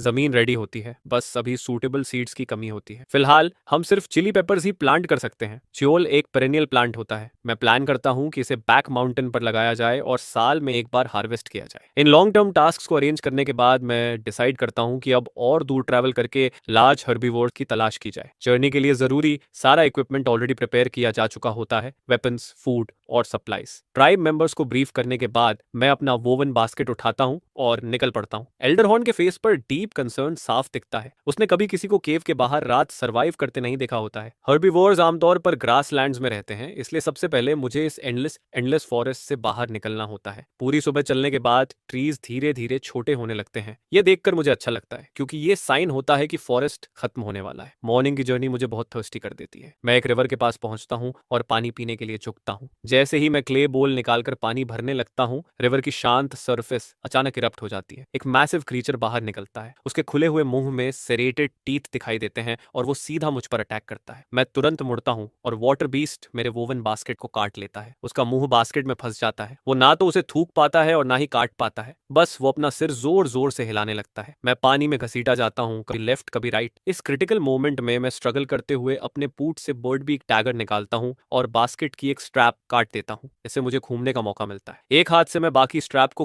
पकड़ता हूँ और दूसरे हाथ से डैगर पकड़कर वाटर बीस्ट के सिर पर बार बार स्टैप करता हूँ। बीस्ट और ज्यादा वायलेंटली थ्रैश करने लगता है, मुझे पानी से ऊपर उछालता है, फिर जोर से पटक देता है और पानी में घसीटता रहता है। मैं खुद को उसके सिर पर पलट लेता हूँ और ब्लेड को पूरी ताकत से उसकी दोनों आंखों में घुसा देता हूँ। ब्लड और ब्रेन मैटर मिलकर आंखों से बाहर निकलता है और पानी का बड़ा हिस्सा लाल हो जाता है। धीरे धीरे बीस्ट की ताकत खत्म होने लगती है और आखिर में बस हल्की ट्विचिंग रह जाती है। मैं थक कर ऑपोजिट शोर तक तैरता हूँ। थोड़ा रेस्ट लेने के बाद वाटर बीस्ट पूरी तरह मर जाता है और रिवर की सरफेस पर बेली अप फ्लोटिंग रहता है। उसका मुंह अब भी मेरे वोवन बास्केट में फंसा रहता है। मैं एक स्ट्रॉन्ग वाइन ढूंढता हूँ, उसे बीस्ट की आंखों के थ्रू डालता हूँ और पूरी ताकत से उसे शोर पर खींच लाता हूँ। तब जाकर मुझे उसे ध्यान से देखने का टाइम मिलता है। वो असल में एक फिश होती है, करीब 5 मीटर लंबी। रेस्ट के बाद मैं स्टोन एक्स उठाता हूँ और फिश के प्लेट लाइक ट्रायंगुलर टीथ निकालना शुरू करता हूँ। हर एक टूथ बच्चे की हथेली जितना बड़ा होता है और ऐसे 50 से ज्यादा होते हैं। सारे टीथ निकालने के बाद मैं अपना बास्केट वापस निकालता हूँ और सामान चेक करता हूँ। लकीली फायर कीपर गीला नहीं होता। कुछ आइटम्स को हल्का डैमेज होता है लेकिन वो यूजेबल रहते हैं। जैसे ही मैं कपड़े सुखाने के लिए फायर जलाने का सोचता हूँ, फॉरेस्ट की तरफ से अचानक फुटस्टेप्स सुनाई देते हैं। मुड़कर देखने पर एक पेल स्किन्ड वुमन और एक छोटी लड़की मुझे डर के साथ घूरती हुई दिखती हैं। अचानक दोनों चिल्लाती हैं और भाग जाती हैं और जमीन पर एक राउंड चीज गिरा जाती हैं। मैं पास जाकर देखता हूँ। वो एक वुडन बकेट होती है जो सॉलिड लॉक को हॉलो करके बनाई गई होती है। लुक से साफ होता है कि वो पानी भरने आई थी, अब बकेट गिराकर भाग चुकी होती हैं। मुझे लगता है कि वो जल्द ही दूसरों को लेकर वापस आएंगी और सच में थोड़ी ही देर में वही औरत कई ट्राइब मेंबर्स के साथ वापस आती है। वो सफेद एनिमल हाइड रोब्स पहने होते हैं और उनकी स्किन इतनी पेल होती है कि पाउडर्ड लगती है। पूरा ग्रुप मेरे पीछे पड़ी जायंट फिश को देखकर हैरान रह जाता है। एक आदमी जो शायद उनका चीफ होता है मुझसे आई कांटेक्ट करता है और वुडन बकेट की तरफ इशारा करता है। उसी पल मैं सब समझ जाता हूँ। मैं अपने स्पीयर से बकेट को उठाता हूँ और चीफ की तरफ बढ़ाकर उसे दे देता हूँ। चीफ बकेट ले लेता है और कुछ ऐसी आवाज में बोलता रहता है जो मुझे समझ नहीं आती। फिर वो मेरे पीछे पड़े जायंट फिश की तरफ इशारा करता है, जिसे सुनकर भले ही वर्ड्स क्लियर नहीं होते लेकिन मीनिंग साफ फील होने लगता है। ये देखकर मैं थोड़ा साइड में हट जाता हूँ और फिश को पूरी तरह रिवील करता हूँ, जिस पर पूरा ग्रुप तुरंत दौड़ कर आता है और उस जायंट फिश पर जोर जोर से मारना शुरू कर देता है। कई औरतें तो यह देखकर रो भी पड़ती हैं। आगे खड़ा मैन मुस्कुराता है, अपनी छाती पर मुक्का मारता है और फिर अपनी फिस्ट मेरी तरफ बढ़ाता है। मैं थोड़ा कंफ्यूज हो जाता हूँ लेकिन उसके फेस पर फ्रेंडली स्माइल देखकर लगता है कि ये फाइट का चैलेंज नहीं है। थोड़ी हेजिटेशन के बाद मैं भी उसकी फिस्ट से फिस्ट बम्प कर देता हूँ। ये होते ही वो जोर से हंसता है, मुझे वार्मली गले लगाता है और फिर बिना किसी शेयर्ड लैंग्वेज के भी मुझसे बातें करने लगता है, जेस्चर्स और एक्सप्रेशंस के साथ। यही मुझे फील होता है कि एक्सप्रेशंस और बॉडी लैंग्वेज से भी कम्युनिकेशन पॉसिबल है। फिर मैं उसे इशारों में बताता हूँ कि मैं नदी के उस पार से आया हूँ और ऐसे जानवर ढूंढ रहा हूँ जिनके सिर पर हॉर्न्स होते हैं। यह सुनकर वो समझते हुए सिर हिलाता है और बताता है कि उसके ट्राइब के कई लोग इसी फिश द्वारा खा लिए गए थे। इसके जवाब में वो मुझे थैंक्स देने के लिए अपने ट्राइब में गेस्ट बनकर आने का इनवाइट देता है। इवनिंग पास आ रही होती है और दोनों ट्राइब्स ज्यादा दूर नहीं होते, जिस पर फ्यूचर में ट्रेड करने की पॉसिबिलिटी भी दिखती है। यह सोचकर मैं इनविटेशन एक्सेप्ट कर लेता हूँ। फिर मैं इशारे से कहता हूँ कि वो फिश ले सकते हैं क्योंकि यह एडिबल है। यह सुनकर वो मैन हैरान हो जाता है क्योंकि उनके एक्सपीरियंस में फिश इंसानों को खाती है, इंसान फिश को नहीं। फिर भी वो अग्री कर जाता है। फिश काफी बड़ी होती है इसलिए उसे पीसेस में काट कर ही ले जाना पॉसिबल होता है। मैं अपना काम कंटिन्यू रखता हूँ। सिल्वर कलर की फिश स्किन करीब 4 मीटर लंबी और 3.5 मीटर चौड़ी होती है। वो स्मूथ इलास्टिक होती है और सबसे इंपॉर्टेंट बात, पूरी तरह वाटरप्रूफ होती है, जिस पर मैं डिसाइसिवली इसे अपने पास रख लेता हूँ। बाकी फिश मीट को क्लीन करके बड़े बड़े पीसेस में काट दिया जाता है ताकि कैरी किया जा सके। ट्राइब फॉरेस्ट के अंदर स्थित होता है। सिर्फ 10 मिनट चलने के बाद हम एक मैसिव ट्री हॉलो तक पहुंच जाते हैं। अंदर का स्पेस करीब 100 स्क्वायर मीटर का होता है। भले ही जगह छोटी हो लेकिन उनकी जरूरतों के लिए काफी होती है क्योंकि पॉपुलेशन बहुत कम होती है। टोटल सिर्फ 14 एडल्ट्स होते हैं और बच्चों को मिलाकर कुल 32 लोग। मैं इस ट्राइब को ट्री हॉलो ट्राइब कहता हूँ। उनकी पेल स्किन इसीलिए होती है क्योंकि उन्होंने पूरी जिंदगी इसी डार्क फॉरेस्ट में बिताई होती है। ट्राइब का एल्डर ईस्ट की तरफ इशारा करता है और बताता है कि शैडो फॉरेस्ट के उस पार क्लाउड्स जैसे पहाड़ खड़े हैं। उस माउंटेन पर ऐसे क्रीचर्स रहते हैं जिनके सिर पर 2 शार्प हॉर्न्स होते हैं। वो हवा की तरह तेज दौड़ते हैं और कोई भी उन्हें पकड़ नहीं पाता। उसकी डिस्क्रिप्शन सुनकर मैं गेस करता हूँ कि वो बड़े एंटीलोप्स जैसे जानवर होंगे। उनका पीछा करना बेकार होता लेकिन ट्रैप्स पहले से सेट किए जा सकते हैं। इस मोमेंट पर मुझे खुद पर काफी कॉन्फिडेंस फील होता है। हालांकि टिम्बर और एल्डर बाग को मुझसे ज्यादा उम्मीद नहीं होती। एल्डर की बात खत्म होते ही टिम्बर मुझे अपने कपड़े ऑफर करता है। ये जायंट हेयर्स की हाइड से बने होते हैं जो आधे मीटर से भी लंबे क्रीचर्स होते हैं। ये हेयर्स फॉरेस्ट में मॉस और मशरूम्स खाते हैं और शैडो फॉरेस्ट में इनकी अबंडेंस होती है। ये सुनते ही मेरी आंखें चमक उठती हैं। हेयर्स बहुत यूजफुल क्रीचर्स होते हैं। रैट्स की तरह ये तेजी से ब्रीड करते हैं, अक्सर एक बार में 5 या उससे ज्यादा बच्चे पैदा करते हैं। यंग हेयर्स सिर्फ 4 महीने में मैच्योर हो जाते हैं और हर 2 महीने में फिर ब्रीड कर सकते हैं। अगर मैं 2 एडल्ट पेयर्स वापस ले जाकर डोमेस्टिकेट कर लूं तो 1 साल में ही सैकड़ों हो जाएंगे। तब पूरी ट्राइब को क्लोथिंग की कमी नहीं होगी और हेयर मीट एक इंपॉर्टेंट फूड सोर्स बन जाएगा। डिनर के बाद टिम्बर बताता है कि वो हंटिंग पर जा रहा है और मुझसे पूछता है कि क्या मैं ज्वाइन करना चाहता हूँ। मैं थोड़ी देर के लिए सरप्राइज्ड होता हूँ, लेकिन हेयर्स नॉक्टर्नल एनिमल्स होते हैं, इसलिए नाइट हंटिंग बिल्कुल लॉजिकल लगती है और मैं अग्री कर जाता हूँ। डेस्टिनेशन पर पहुंचकर मैं हंट में पार्टिसिपेट नहीं करता, बल्कि साइड में छुपकर ऑब्जर्व करता हूँ कि वो हेयर्स कैसे पकड़ते हैं। टिम्बर अपने लोगों को मशरूम्स कलेक्ट करने को कहता है और उन्हें आयरन ओक ट्री के नीचे रख देता है। फिर पूरा ग्रुप पास में छुप जाता है। थोड़ी ही देर में एक मोटा सा हेयर कूदता हुआ आता है और आसपास अलर्ट होकर देखता है। कुछ भी सस्पिशियस न लगने पर वो मशरूम्स की तरफ धीरे धीरे बढ़ता है। उसी पल टिम्बर और बाकी लोग डेंस ट्विग्स वाली ब्रांचेस लेकर बाहर निकलते हैं। वो जल्दी से हेयर को इमोबिलाइज कर देते हैं और वुडन स्पाइक से उसे खत्म कर देते हैं। ये एनसर्कलमेंट हंटिंग होती है और वो हेयर को ऑलमोस्ट अलाइव पकड़ लेते हैं। ये देखकर मेरे मन में तुरंत ट्रेड का थॉट आता है। अगर ये मेरी हेल्प कर सकें तो कितना अच्छा होगा। हम दूसरी जगह जाते हैं और फिर से मशरूम सेट करते हैं। इस बार मैं अपनी स्किल्स दिखाने का फैसला करता हूँ। मैं लॉन्ग बो निकालता हूँ और एक एरो रेडी करता हूँ। टिम्बर कंफ्यूज्ड होकर देखता है, उसे समझ नहीं आता कि ये क्या चीज है। तभी एक और हेयर कॉशियसली दिखाई देता है जो अभी मशरूम से 10 मीटर दूर होता है। टिम्बर मुझे खींच कर इशारा करता है कि साथ में रश करें, लेकिन मैं उसे इग्नोर करता हूँ। इसके बजाय मैं बो ड्रॉ करता हूँ, एरो सेट करता हूँ और वूश,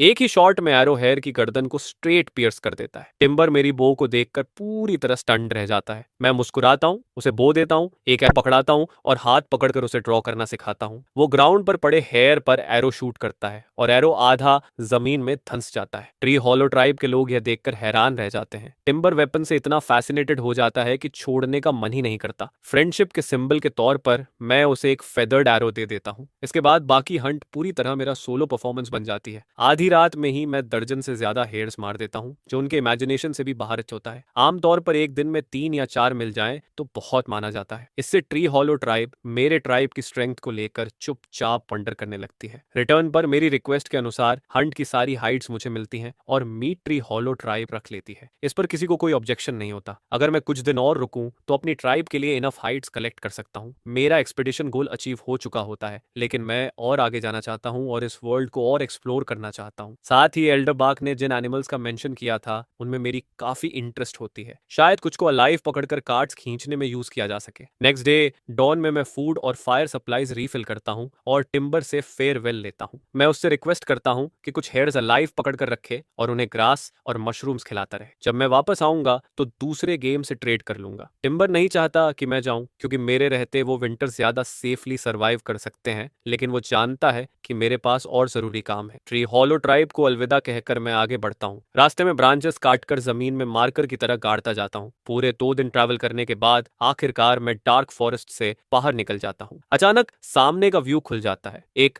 वाइड ग्रास लैंड फैला होता है जहाँ इक्का दुक्का ट्रीज दिखते हैं। जमीन पर हर्बी वोर्स के ट्रैक्स साफ नजर आते हैं। मैं अपना बो और एरोज निकालकर केयरफुली स्काउट करता हूँ। थोड़ी ही देर में सामने का सीन देखकर मैं खुशी से हंस पड़ता हूँ। ब्लू एंटेलोप्स का एक हर्ट, जो डोमेस्टिक डोनकीज जितने साइजेस के होते हैं, सिर झुकाकर शांति से चल रहे होते हैं। ये ड्राफ्ट एनिमल्स के लिए परफेक्ट लगते हैं, जिस पर मैं तुरंत डिसाइड करता हूँ कि इन्हें अलाइव कैप्चर करना है। लेकिन इनके सिर पर लगे शार्प हॉर्न्स देखकर साफ होता है कि ये हल्के में लेने वाले नहीं है। अगर ये सारे एक साथ चार्ज कर दें तो पूरी ट्राइब खत्म हो सकती है। केयरफुल ऑब्जर्वेशन में मुझे पता चलता है कि ये मेटिंग सीजन है। पूरे हर्ड में सिर्फ एक एडल्ट मेल होता है, बाकी 8 फीमेल्स और 8 जुवेनाइल्स होते हैं। ये समझते ही मेरे दिमाग में प्लान बन जाता है। टेराबेक वाले मेथड से पहले मेल को कंट्रोल किया जाए, बाकी खुद फॉलो करेंगे। मैं सेफली पीछे हटता हूँ और एक बोला बनाना शुरू करता हूँ। थोड़ी देर में बोला लेकर वापस आता हूँ और श्रब के पीछे छुपकर सही मोमेंट का वेट करता हूँ। तभी मेल एंटीलोप एक फीमेल पर चढ़ता है और आवाजें निकालता है। मैं तुरंत बोला को प्रोपेलर की तरह घुमाता हूँ और मेटिंग पेयर की तरफ फेंक देता हूँ। बोला उनके हाइंड लेग्स में उलझ जाता है। दोनों एंटीलोप्स जोर से तड़पते हैं और धड़ाम से जमीन पर गिर जाते हैं, लगातार आवाजें निकालते हुए। इसके बाद मैं काउबॉय स्टाइल में रस्सी का लूप घुमाता हूँ और तेजी से फेंक देता हूँ, जो पास खड़ी 2 फीमेल ब्लू एंटीलोप्स के हूव्स के चारों तरफ परफेक्टली जा गिरता है, जिस पर पूरा हर्ड इंस्टेंटली पैनिक में आ जाता है और हर डायरेक्शन में बिखर जाता है। थोड़ी ही देर में कई ब्लू एंटीलोप्स आपस में पूरी तरह उलझ जाते हैं, रोते हुए और स्ट्रगल करते हुए, जबकि बाकी 2 फीमेल 8 जुवेनाइल्स को लेकर भाग निकलती है। यह देखकर मैं हेल्पलेसली उन्हें जाते हुए देखता रहता हूँ और कुछ भी नहीं कर पाता। आखिरकार मेरे सामने सिर्फ बचे हुए ब्लू एंटीलोप्स रह जाते हैं, जिनके पैरों को मैं रस्सी से बांध देता हूँ। वाइल्ड एनिमल्स को पूरी तरह टेम करना बहुत मुश्किल होता है और ब्लू एंटीलोप्स जैसे एग्रेसिव स्पीसीज के लिए सबसे पहले उनका प्राइड तोड़ना जरूरी होता है, जिस पर मैं स्टोन एक्स से उनके कीमती हॉर्न्स तोड़ देता हूं और फिर हीटेड चारकोल से उन जगहों को कॉटराइज करता हूं ताकि दोबारा ग्रोथ न हो। जो एंटीलोप अभी तक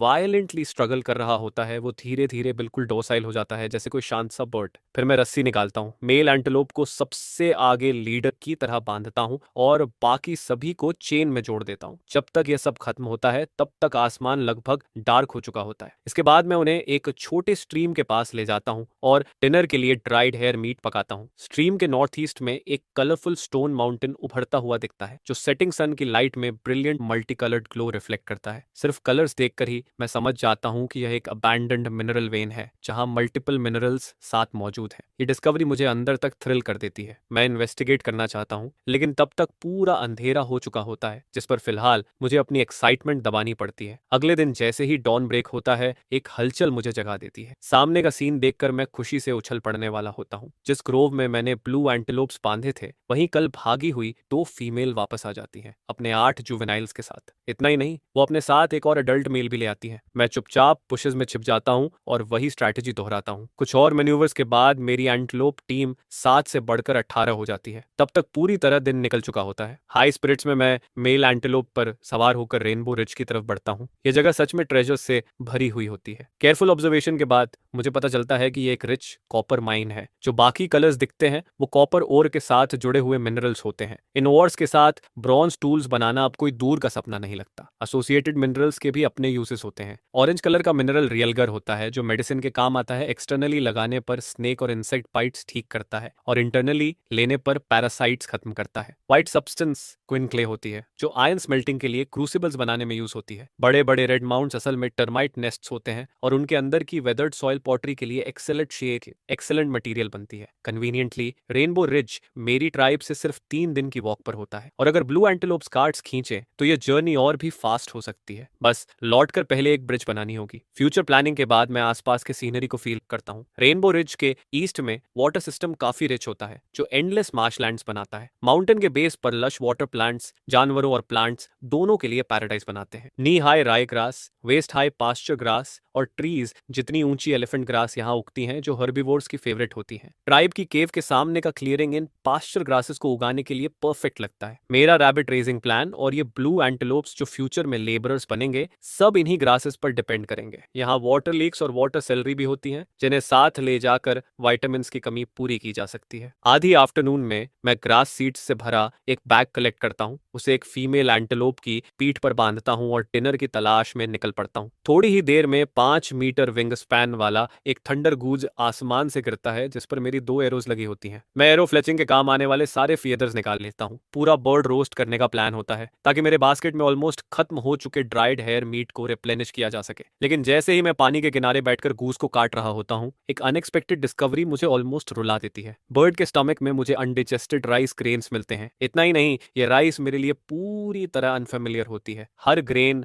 मंग बीन से भी बड़ा होता है। यह इस वर्ल्ड में मिला मेरा पहला ग्रेन क्रॉप होता है। उसी पल मेरे दिमाग में एक ही थॉट आता है, मुझे इसे ढूंढना ही होगा। उस रात मैं बिल्कुल रेस्ट नहीं करता। ट्री ब्रांचेस इकट्ठा करता हूँ और मार्श में जाने के लिए अर्जेंटली इक्विपमेंट बनाना शुरू करता हूँ। एनिमल से पहले मुझे उस राइस को हार्वेस्ट करना ही होगा। अगली सुबह जल्दी मैं अपनी सिंपल डगआउट कनू उठाता हूँ, थोड़ा डीप वाटर वाला स्पॉट ढूंढता हूँ और मार्शलैंड्स के अंदर पैडल करता हुआ निकल जाता हूँ। इधर शैडो फॉरेस्ट में टिम्बर अपनी ट्राइब को जायंट हेयर्स पकड़ने के लिए लीड कर रहा होता है। मेरी जरूरत और अपनी ट्राइब दोनों को पूरा करने के लिए पूरा ट्राइब दिन रात काम करता है। सिर्फ फिल्टर और 6 साल से छोटे बच्चों को कैंप गार्ड करने के लिए छोड़ा जाता है। यील्ड बढ़ाने के लिए टिम्बर एग्रेसिव मेथड्स अपनाता है। हेयर बरो मिलते ही उन्हें सीधे खोद दिया जाता है और अगर हेयर्स बाहर नहीं निकलते तो फायर और स्मोक यूज किया जाता है। यह मेथड इफेक्टिव साबित होती है और वो कई हेयर्स पकड़ लेता है जिनमें न्यूबॉर्न हेयर्स के कई लिटर्स भी शामिल होते हैं। लेकिन यही हंटिंग मेथड उनकी ट्राइब के लिए डिजास्टर बन जाती है। इस सीजन में हर ट्राइब फूड स्टोर कर रही होती है और कैनिबल ट्राइब भी अलग नहीं होती। उनका फूड सोर्स इंसान होते हैं। जो भी उनके हाथ लगता है उसका फेट तय होता है। मर्दों को खा लिया जाता है और औरतों को ब्रीडिंग या लेबर के लिए रखा जाता है। जिस दिन मैं मर्सलैंड्स के अंदर गहराई में होता हूँ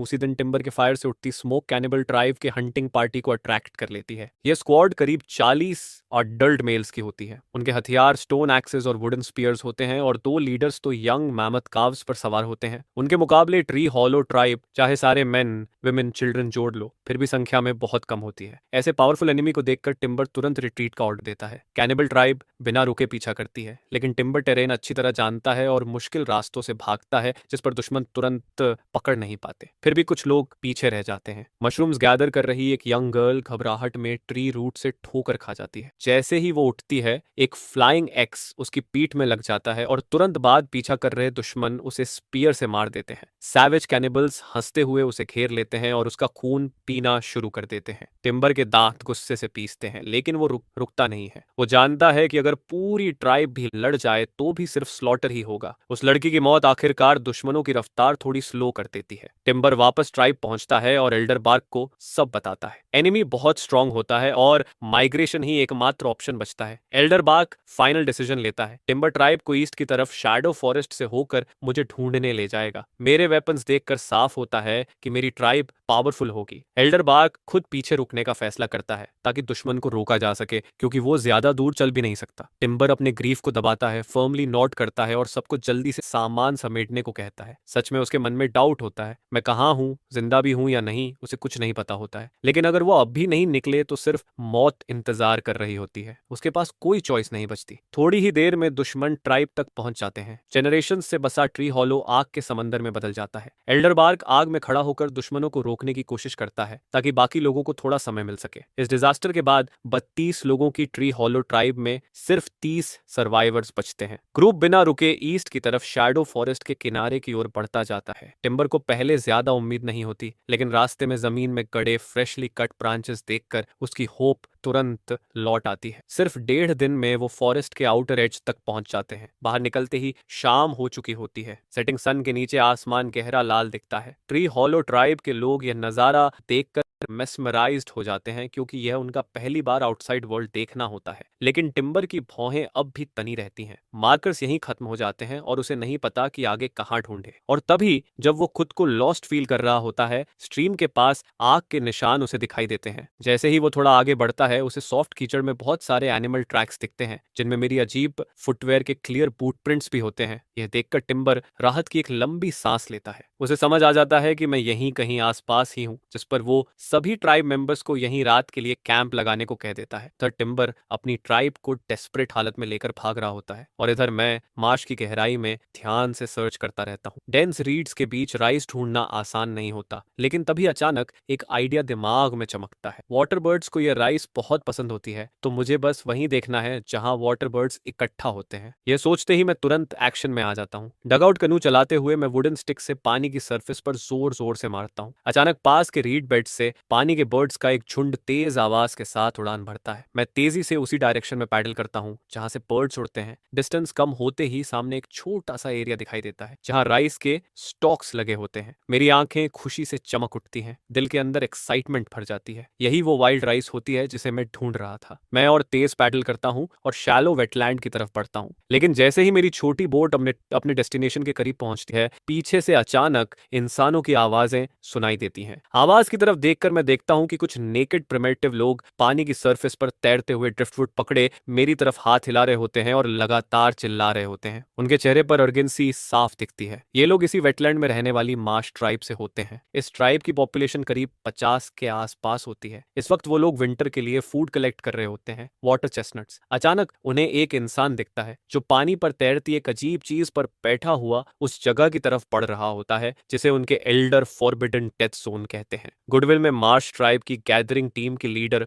विलो घबराकर मुझ पर चिल्लाती है ताकि मैं आगे न जाऊं। दुर्भाग्य से मैं उनकी लैंग्वेज समझ नहीं पाता और बस कंफ्यूज्ड होकर उन्हें देखता रहता हूं। जब विलो देखती है कि मैं रिएक्ट नहीं कर रहा तो वो तुरंत मेरी तरफ तैर कर आती है। जब तक मैं कुछ समझ पाता, विलो मेरी बोट के पास पहुंच चुकी होती है। वो उस रीड बेड की तरफ इशारा करती है जहां बहुत सारी राइस उग रही होती है और लगातार चिल्लाती रहती है। उसके फेस पर डर और एंग्जाइटी साफ दिखती है। यह देखकर मुझे समझ आता है कि वो कोई हार्म नहीं करना चाहती, जिस पर मैं थोड़ा रिलैक्स हो जाता हूँ। लेकिन उसके एक्सप्रेशन से साफ लगता है कि वो मुझे उस जगह के डेंजर के बारे में वार्न कर रही है। मैं इशारों में एक वाइल्ड बीस्ट की तरह एक्ट करता हूँ, जानवर की आवाज निकालता हूँ और फिर रीड बेड की तरफ इशारा करता हूँ। विलो सिर हिला देती है फिर वो मेरी तरफ और फिर उस जगह की तरफ इशारा करती है। इसके बाद पानी की सरफेस पर हाथ रखकर धीरे नीचे जाने का जेस्चर करती है, जैसे बता रही हो कि वहां जाने पर मैं डूब जाऊंगा। मैं विलो की बात समझ जाता हूँ और उसकी काइंडनेस पर अंदर से थैंकफुल फील करता हूँ, लेकिन मैंने पूरी प्रिपरेशन कर रखी होती है, इसलिए अब पीछे हटने का कोई रीजन नहीं होता। मैं पैडल करता हुआ फर्मली रीड बेड की तरफ पड़ता हूँ। विलो फिर से घबराकर चिल्लाती है, लेकिन अब वो पास नहीं आती। अगले ही पल वो और बाकी सब लोग हैरानी से देख रहे होते हैं। मैं अपने पैरों के नीचे दो बोर्ड जैसी चीजें बांधता हूँ और हाथ में एक बड़ा स्क्वायर विकर शील्ड पकड़ लेता हूँ। बस इसी तरह मैं कामली फॉरबिडन डेथ जोन पर कदम रख देता हूँ और डूबता नहीं हूँ। यह सीन देखकर हर कोई शॉक्ड रह जाता है। उन्होंने कभी किसी इंसान को डेथ जोन पर चलते नहीं देखा होता। हालांकि बाहर से मैं काम दिखता हूँ, लेकिन असल में सिचुएशन उतनी ईजी नहीं होती। रीड्स के नीचे पूरी कीचड़ होती है, मड वॉकर्स उसमें धंसते हैं और हर कदम उठाने में बहुत ताकत लगती है। काफी स्ट्रगल के बाद मैं आखिरकार उस छोटे से राइस पैच तक पहुंच जाता हूँ। हर राइस प्लांट करीब 2 मीटर ऊंचा होता है और हर स्टॉक पर भरे हुए गोल्डन राइस ईयर्स लगे होते हैं। मैं पहले से तैयार किया हुआ हाइट सैक निकालता हूँ और तेजी से राइस स्ट्रिप करना शुरू करता हूँ। तब तक नहीं रुकता जब तक हर प्लांट खाली ना हो जाए। इसके बाद मैं 2 फुल बैग्स वाइल्ड राइस लेकर